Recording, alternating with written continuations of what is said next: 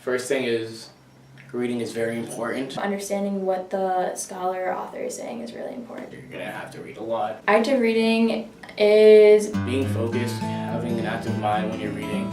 Active reading is being able to engage in your text. Reading with an open mind, pretty much. Being able to annotate and pick out the ideas. Constantly asking yourself questions while you're reading, or asking the text questions while you're reading. Just to kind of get your brain thinking of what you're reading, pretty much. Reading into the text and thinking about everything that the author is trying to tell you. So it's like, I guess it's kind of like a response to what you're reading. To read actively, it helps you see the big picture, helps you narrow in on things that you might have missed. You're not just reading it to know it, you're reading it to understand it. So ideas are always flowing through your head at once.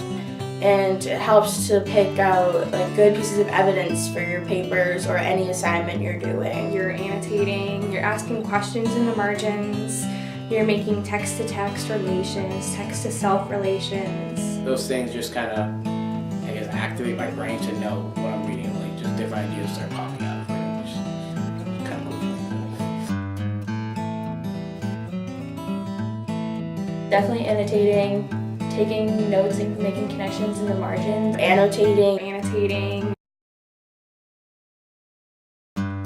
So annotation is not just looking through a paragraph and saying, oh, this word looks important, and highlighting it. Annotation is not highlighting your whole page. I'd write down claims, so if I saw a claim in a sentence, I'd just underline that sentence and be there's a claim here, and then I'll kind of elaborate off that what I think the claim is, pretty much. Annotating is actually going into the text, pulling it apart, kind of dissecting it, and saying, oh wait, this connects to another reading we did a week ago, or this could relate to my paper in this way, or this happened in this real life event. One thing I learned about with annotating was asking the text questions, so it was kind of just to make me think, pretty much. Anything you have to say to the author while you're reading, any question you have, anything you're confused about, things that you can relate to things you've read before. Draw in evidence from other pieces of reading that you've read.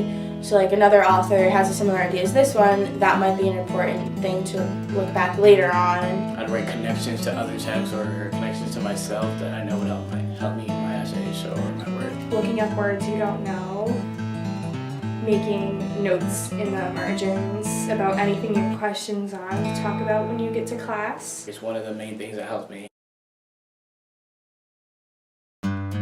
Active reading and annotations helped me to really pick out the ideas that are important that a scholar is saying. That helps me understand the text a lot more. Once I read it, I understand it better, and it helps me to go back and answer a prompt or a question. So it's really just helps me organize my thoughts and connect what I'm going to say already in my papers before even writing a paper. Active reading and annotation, they've helped me not just in English but in all of my classes that require me to read something. I know they help me writing research papers, writing literature reviews. I've used active reading in almost all my subjects, especially biology. Biolab. Bio 104, Bio 208, sociology, psychology.